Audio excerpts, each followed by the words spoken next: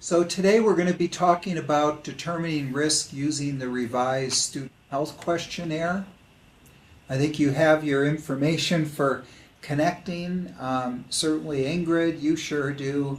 Perhaps Mark, if you're still out there, you'll see the information on the slide for connecting. Also the information about continuing education credits is here as well as on our website.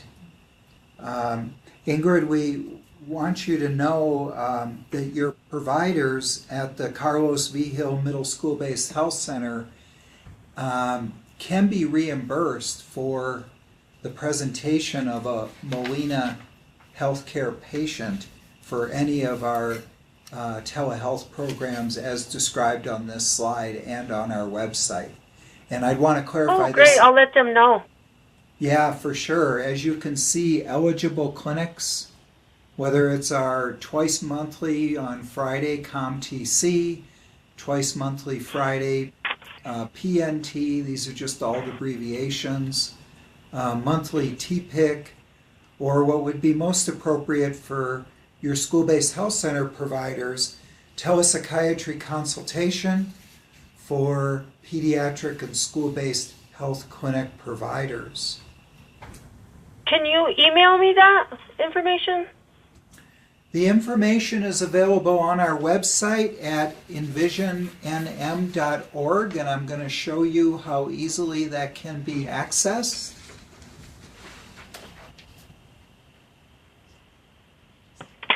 Okay. I think I just need to move this. Let's see here. It's more of a matter of me getting to the browser, Ingrid. And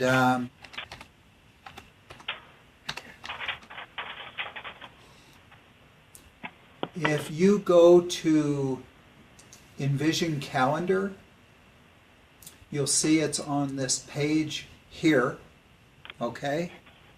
And you'll see the various sessions that are listed on our calendar. Am I supposed to be on like video or something? It would be great if you had the capacity. I'm sorry, I didn't. Oh, I looked it up on the web. I found it. I have it.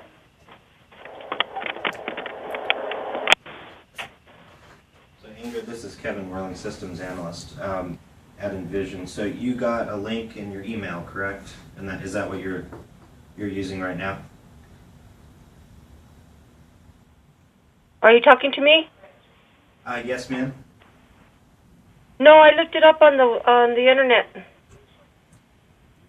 You should have received an email where you registered for this event. Okay. And if you click on that, it'll take you right to go to webinar, and you'll be able to see the slides we're referring to. Let me see.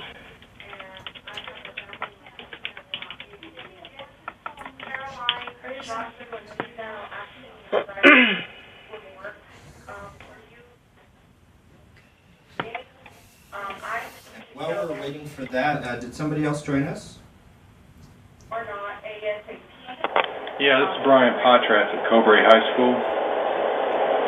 Hi, Brian. Welcome. Thank you.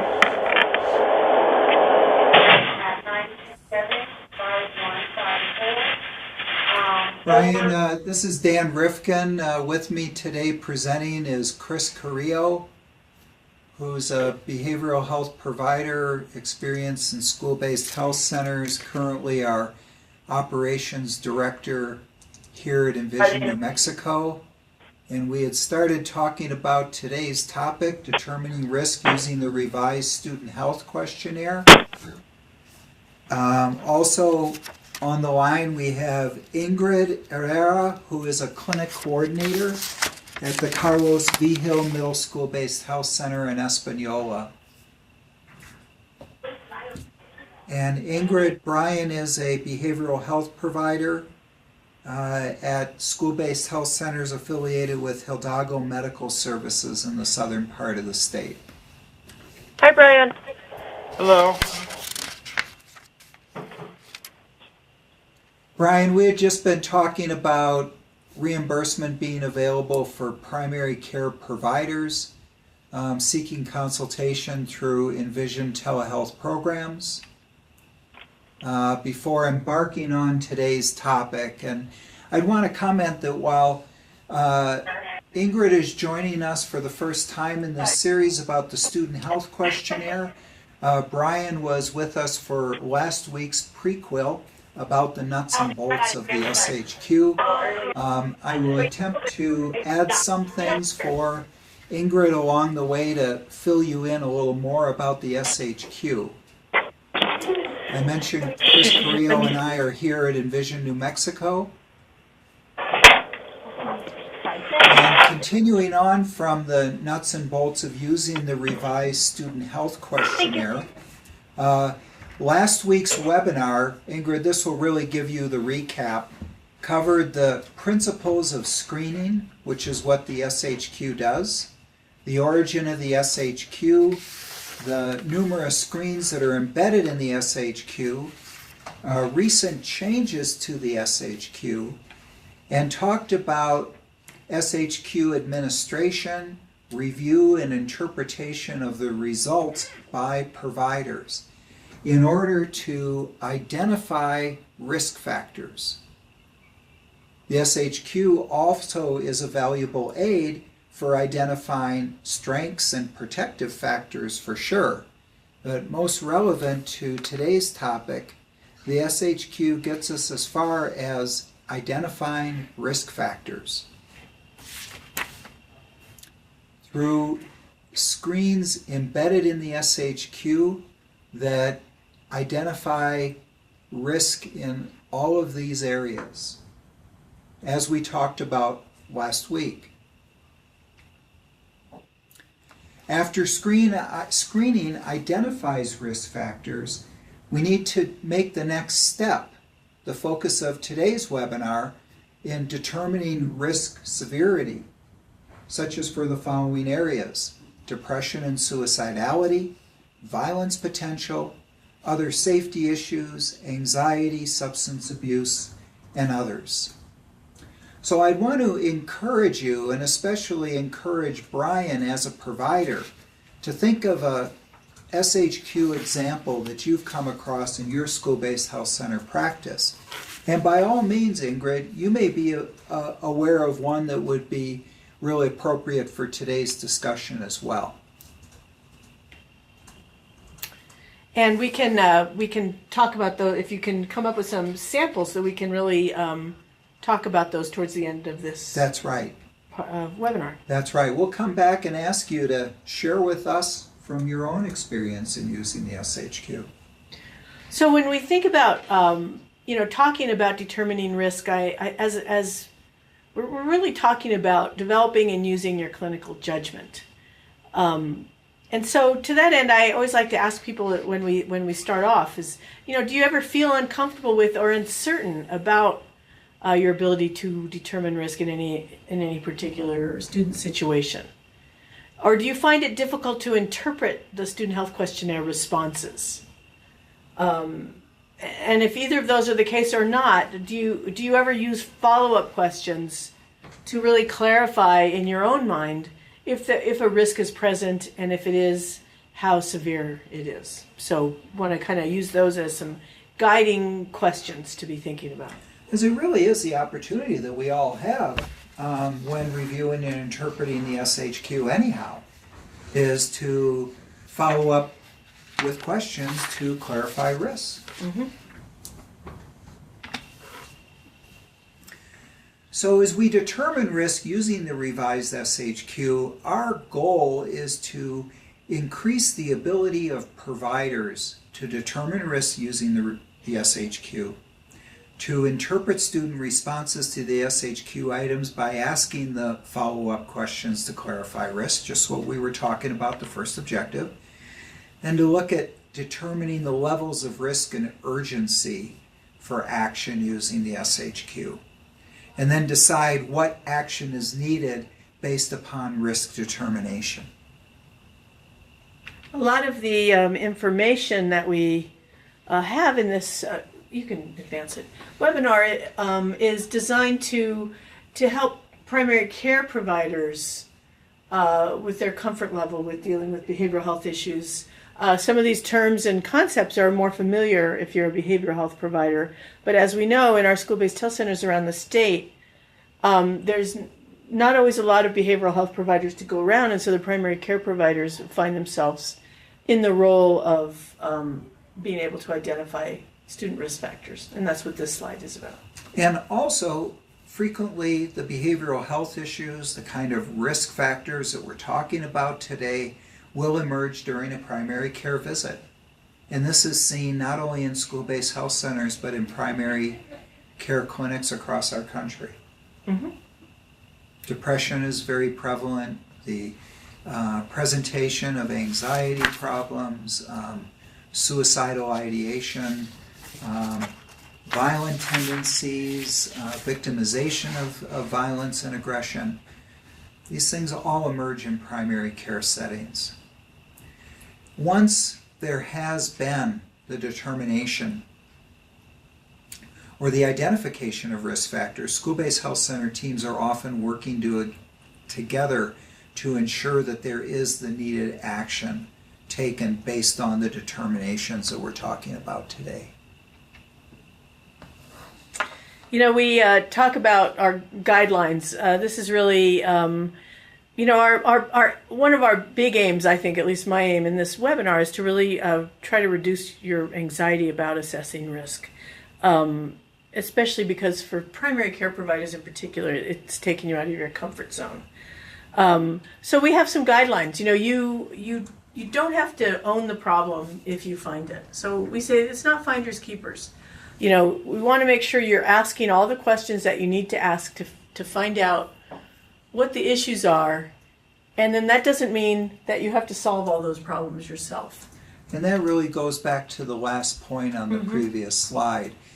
Keeping in mind that it's the entire team working together to help the student. And that's really what we aim to develop for school-based health centers through Envision's Behavioral Health Quality Improvement Initiative.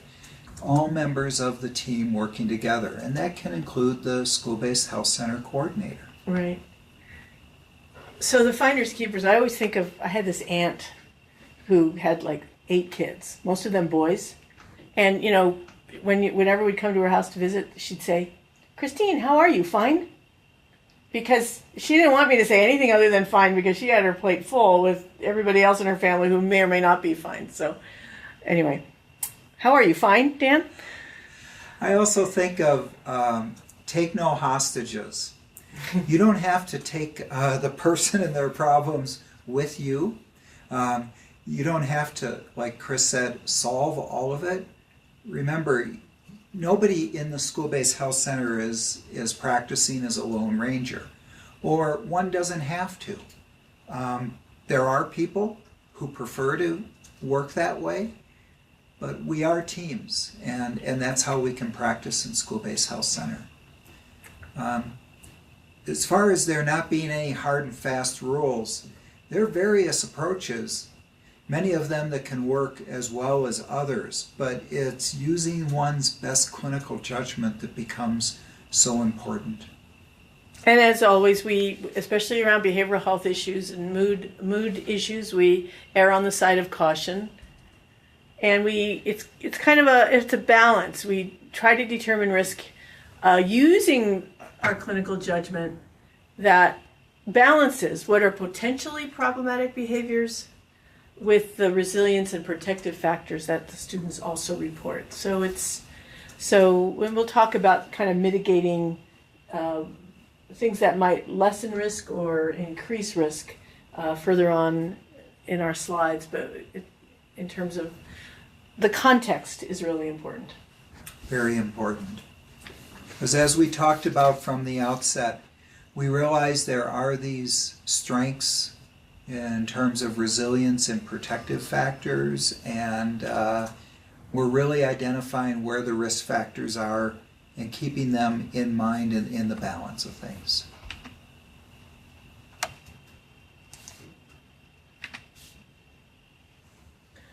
So just a reminder of the structure, the way the SHQ is designed. Any yes answer in any question requires further exploration by the provider.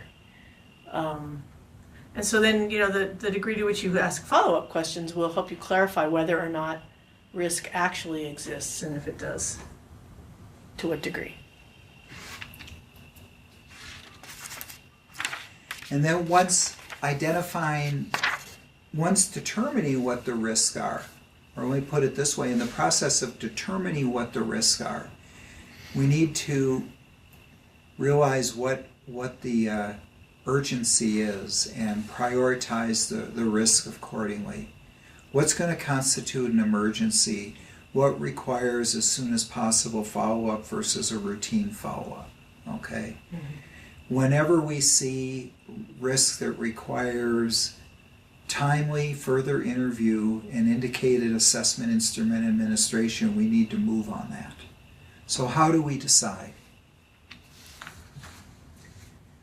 Well, we often think about it in school-based health centers the way that it's thought about in other medical settings. If there's an imminent threat to health and well-being, there needs to be an immediate or stat intervention. A problem or behavior with potential to adversely affect health and well-being, without there being the imminent threat of the first situation, requires an ASAP assessment. We want to get that student back in as soon as possible. Okay? And how soon that is really going to depend. If it's the clinic that's open 2 days a week and it's the second day of that week, we may be looking at next week, whereas if it's the beginning of the week, we're going to be looking at a couple days. And then, of course, less acute problematic behaviors that could impact an adolescent's health and well-being over time can be assessed on more of a routine basis. And that could mean, next week's schedule's full, we're going to have to look at the week after, and that could be sufficient. Well, now would be a time when either of you can apply your own SHQ example, and we're sure interested in hearing what example you have.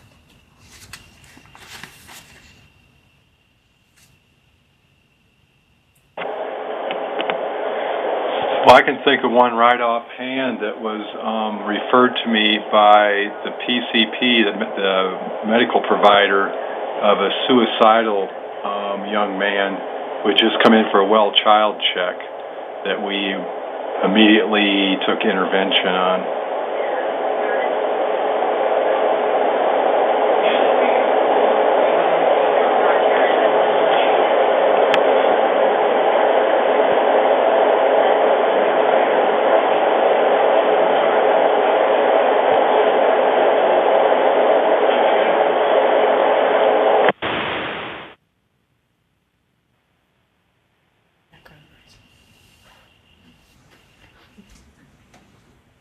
Again, it's Dan. I'll repeat my question. Brian, was that your example? Yes. Oh, thank you for that.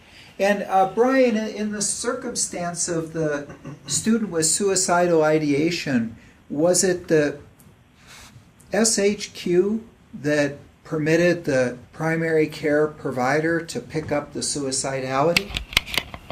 Yes, it was. The answer is to the both the depression and the suicide questions.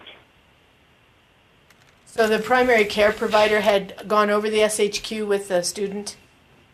Yes. And it was just actually it was a sports physical, so it was just a routine, medical checkup. Mm-hmm. So I think this would be a good juncture to take a look at something that we covered last week, but I think it makes the really good case in point to what Brian's talking about.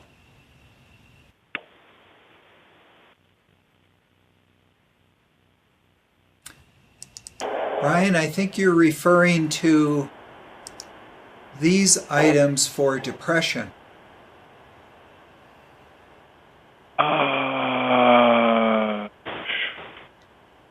Yeah. suicidality. And Yeah, suicidality. Right. I think the first red flag for her was the suicidality, Right. and then we took a look at the depression along with that, and there was also high levels of anxiety, if I recall correctly. And again, the yes and no answers in this slide have to do with the case from last week, not Brian's case, but is merely being put up to illustrate the questions in the SHQ. So, Brian, what were the factors that you all used in your clinic to help determine what level of risk the student was at? Well, it was actually a further questioning by the medical provider. Mm-hmm. It occurred a day when I was not in the clinic, so it was referred to me that the next time I was there, which was maybe about 3 or 4 days later, we called the student out. Then I went and did some more in-depth interviewing with the student.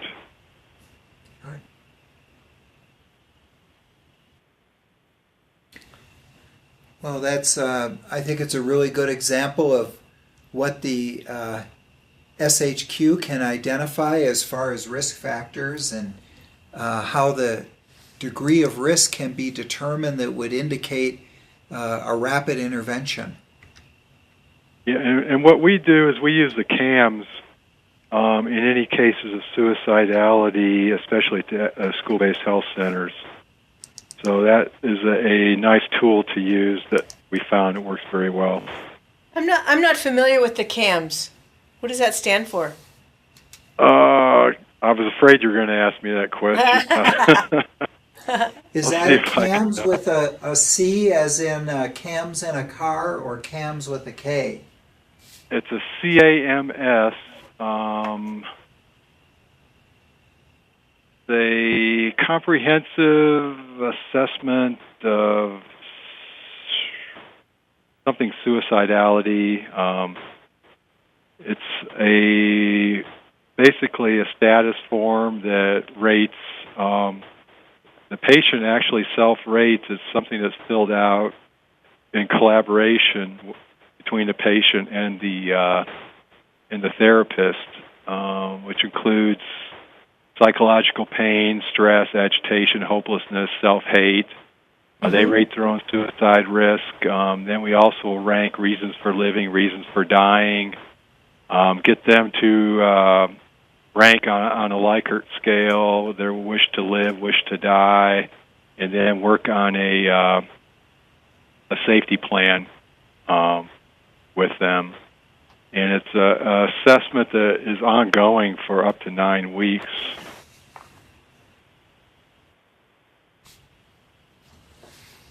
Okay. I think I might have found a definition for it.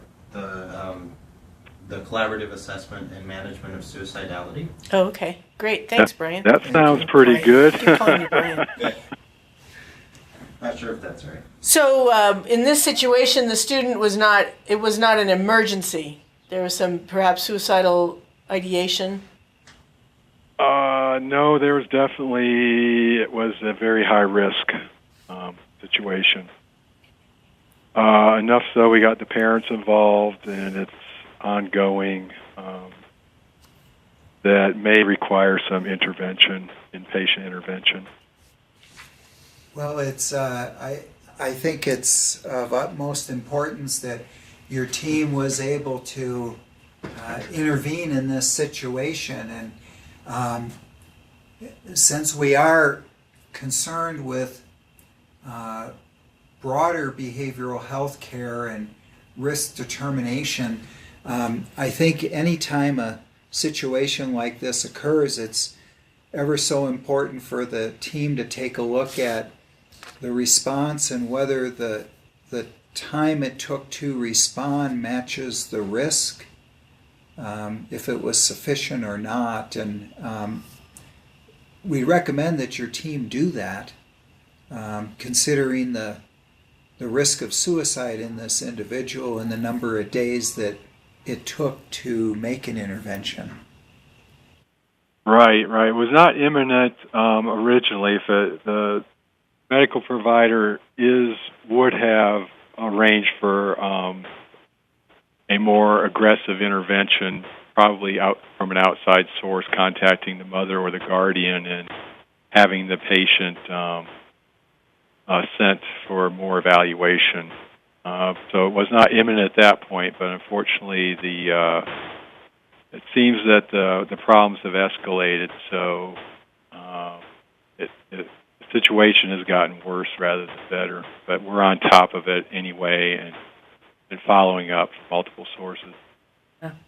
Well, great. Sounds like it was a safe outcome. So far. Brian, do you have another SHQ example you'd care to share? Or Ingrid, do you have one? Well, our general practice is the minute the student walks in, we give them the SHQ immediately. That way we can identify any risk factors. I see it first.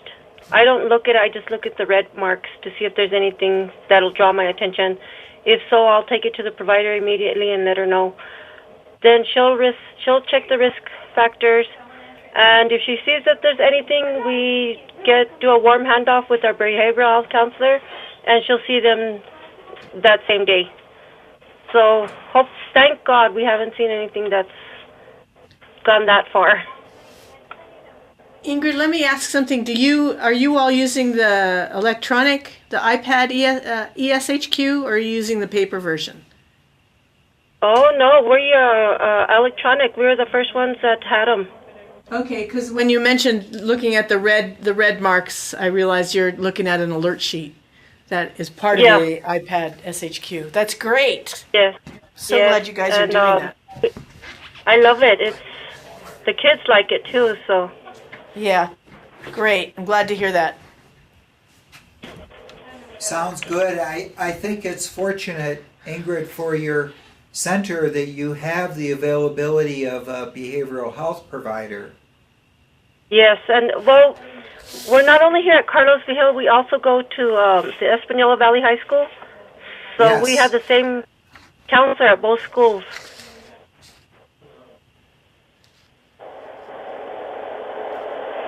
Well, it sounds like you both are utilizing the SHQ to identify and determine risk factors, and we applaud you for doing that. Thank you. I think what followed the request for examples is a reminder of something that we talked about last week during the nuts and bolts. The reminder about determining risk being different than conducting an assessment. It sure does help with that third objective on deciding what action is needed based on risk determination. And it sounds like in both examples that you brought up, there is the indication for initiating assessment. And that becomes ever so important. For many primary care providers, and I'd say for most primary care providers who have less experience in and comfort with behavioral health assessment, use of an assessment instrument such as the PHQ-9 modified for teens for depression and the SCARED for assessing anxiety can be implemented. And this is really reviewing the scheme along the lines of the third objective. When either of sets of answers for anxiety, if there's even one yes reply, depression, even one yes reply, that those assessment instruments can be administered.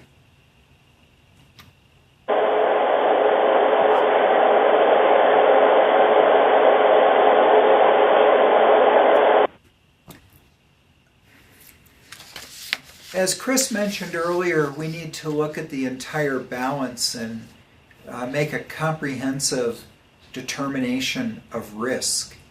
And we've identified some additional factors that have the potential to elevate risk. That's correct. Because I think the various things kind of can compound. So what might look like maybe you're not sure, is this kid, is he really indicating he's depressed? Let's look at, are there any substance abuse issues that might put it into a different context? Does the student have any eating issues? Has there been any, if you can look back over the SHQ, look at any major changes or conflict or anything referenced in the family or home area? Of course, sexuality issues, whether it's early sexual activity or, LGBT kids who tend to be, can have a higher risk, that can elevate their risk. Violence, of course, including abuse. Psychosocial issues around, being bullied or victimized or excluded, being bullied through exclusion. Let's not forget the way social messaging kind of really amplifies this particular area. And I don't think we ask that on the SHQ, but we should probably, next revision, talk about texting, text bullying, all that kind of stuff. Discrimination and enculturation issues are all can make what might look like a kind of a low risk situation into something that you might be more concerned about if any or all of these things are present with a kid indicating that they might be struggling with depression or anxiety. Does that make sense? Yes. Okay.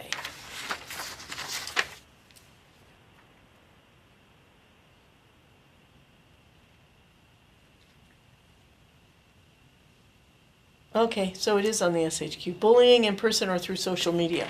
Okay, good.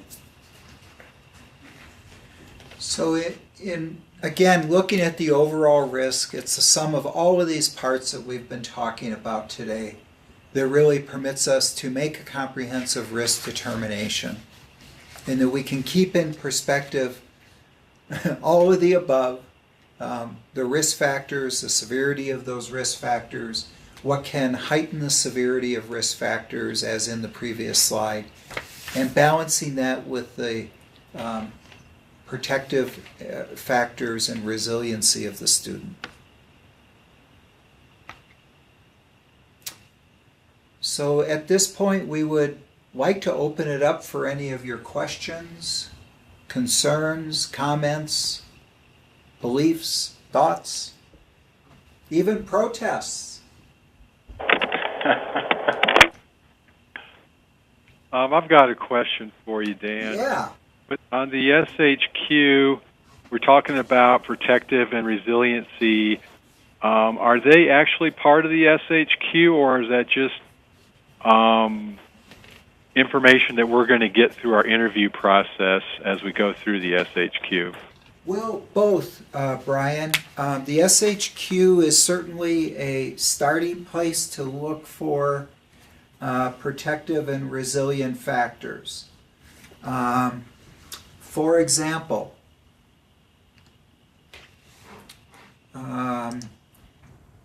if we go back to the nuts and bolts of the SHQ, we had the handouts. That's not the one I wanted. For the SHQ itself. Here's the high school SHQ, for example, and I would want to confirm, Brian, are you working with high school students? 95%. And okay, let's there's go just there a couple then. middle. Yeah. Sure. Yes. Let's look at home and school. With who do you live? So if a student were to say, for example, that they're living with a brother, okay, or living with an uncle, or living with their father's girlfriend or partner, okay, I'm just trying to point out some examples. we would see that there are less primary supports for that student than the student who's living with two adults. Number two, who do you feel you can really talk to? A student who indicates that they have a friend, a sibling, a parent, and a teacher, or other relative that they can really talk to, is going to have more protective factors than the student who has fewer or none. Okay?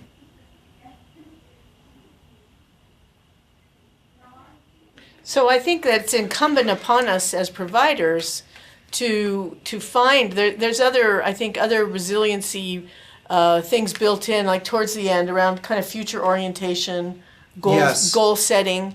Any of those things are positive indicators of resilience. But if a student is feeling depressed, they might need to be reminded of these things. So, for instance, it might be good to remind them that is great that you've got 3 friends that you trust. You've got, a mom in the home that is, listens to you, and to explore those relationships, because, as you know, the first thing you forget when you're struggling with depression is all of the things in your favor. Similar, by asking them to identify what are their future plans, what are their career goals, what are their school goals, goals. Any of those things are good reminders of their future orientation, which is an indicator of resilience. Right. Okay. Good point. And it can be thought of that these items under development and future plans have most to do with resiliency. For example, a student who has tremendous psychosocial stressors, has positive depression and anxiety risk factors, still indicates a 4 or a 5 about how much they like themselves. I think that's a resiliency factor. Mm-hmm. If a student who, despite all of those issues, writes out clear plans for future career and family goals, that would be evidence of resiliency. And we could even think that a student who's really clear about how they can be reached confidentially is being more resilient than the student who can't identify those things. They're being more resourceful and therefore more resilient. Okay. I think you asked a very good question, Brian. Yeah, I think thanks for the answer. It gives me some more to look at on the SHQ. When you think about the way it's structured so that a yes answer is cause for an alert, you can also think about, if there's a lot of no answers, then that's an indication that, this is a kid who's maybe hasn't smoked cigarettes or other form of tobacco, hasn't had any alcohol. If there's no answers to those questions, you've got the ability to really bolster that student, their decision making, their all those things are possible.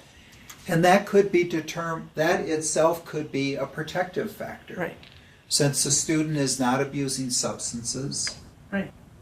Has never ridden in a car with somebody under the influence. Right. All of those things are self-preserving behaviors that they might not really realize. So anyway, just some examples. Great, thank you.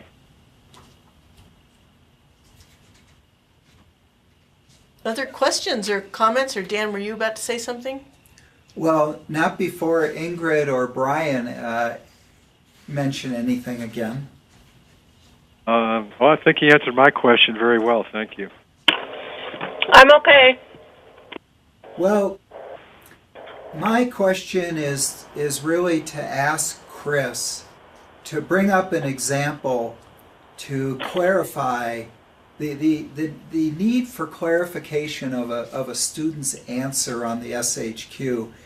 You know, Kevin Chris- could probably tell this story. He's heard it Chris so many could times. usually includes a story that starts out something like, back in the day when Chris and I were working in a school-based health center with a nurse practitioner, the nurse practitioner consulted with Chris, asked Chris to see a student, a male middle school student who indicated on his SHQ that he has periods. So the way the SHQ was worded in those days, it said something like, have you started your periods? And then at what age were you when your period started? So that was in the for girls only section. So I was referred this sixth grader who was a young sixth grader, and he was quite small and immature and seemed pretty overwhelmed by being in middle school. So I was kind of, and the nurse practitioner, as Dan said, was somewhat surprised by the fact that he had answered these two questions about his periods. So she said, can you talk to this kid? And I said, okay. So I talked to him, and in trying to make him comfortable, I was asking him about elementary school. This was early in the school year. I was asking him questions about, you know, what did he like about middle school, what didn't he like? And I finally asked him, do you like middle school better? Or did you like elementary school better? I'm thinking, this is a no-brainer. This is a kid who's lost in middle school. He said, no, I like middle school better. And I was so surprised that he said that. I said, well, what about middle school do you like better than elementary school? And he goes, well, you get to have periods. You don't have to stay in the same class all day long. So that's how he had interpreted that question. That, you know, do you have periods? And he said, well, of course I do. I have 6 periods during the day. And then the next question was, how old were you when your periods started? And he said 11, because that's how old he was when middle school started. So, you know, I was glad I asked those questions to clarify that he wasn't really confused about his physiology, and he wasn't actually an 11-year-old boy who was having menstrual periods. Thank God. So.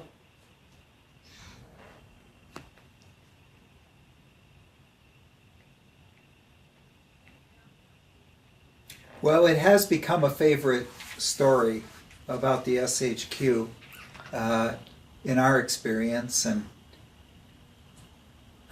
sure would like to ask if anybody has any closing arguments, comments, polemics. I would like to say that I would hope that you have this webinar again so I can get my providers in. Well, tell you what, Ingrid, we will have a video recording. Audio recording. I'm sorry, an audio recording. Thanks, Chris. It's a video recording. Oh, it is? Okay. Yeah, we'll get it up. Usually those are up within 48 hours of the recording, so within the next 2 days that should be up. And Brian, I had sent an email to your primary care colleague, Julie, about the availability of a video to be watched in lieu of her being able to attend today. Really appreciate her thoughtful inquiry. But I'd also want you all to know that if you were to have a quorum of enthusiastic providers who want to hear this webinar again, I would be glad to make an arrangement to meet with you all again in this way. Okay. That sounds good. I'll ask around. Before we close today, I want to remind you that we'll certainly have more webinars coming to you throughout the school year on student depression and anxiety, behavioral health assessment, therapeutic communication, behavioral health treatment, conducting quality wrap-up team conferences, not necessarily in that order. And not limited necessarily to those topics either. Exactly. But I think that we are aiming at this point to stick with the order through depression and anxiety and behavioral health assessment. That most likely will take us through this semester, and we'll keep you posted on that. Also want to remind you that we do have our school-based health center provider case conference forum This is a forum for bringing your school-based health center student cases for discussion and consultation. And by that I mean not only consultation with me as a psychiatrist who's continually available to you, but also to discuss SBHC cases with other school-based health center providers around the state attending the forum. Third Wednesday every month during this hour. That will be coming up again next Wednesday, October 16th. Great.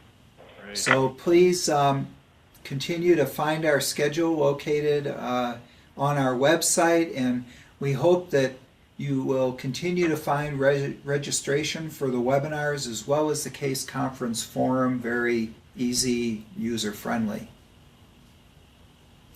As I mentioned, telepsychiatry consultation continues to be available to you. 2 to 3 o'clock is the usual hour, 4 afternoons a week. If you're needing consultation and that time doesn't work for you, we may be able to find another afternoon time. Just let us know by contacting Clancy either at this email address or by telephone. I'll try to be as flexible in scheduling as possible. Otherwise, we easily can schedule you at that hour most days. Okay, thank you. Thanks Have for some joining in. references and resources for you as well. Thank you very much. Have a Thank good you. afternoon, you guys. Take care. You too. Bye-bye.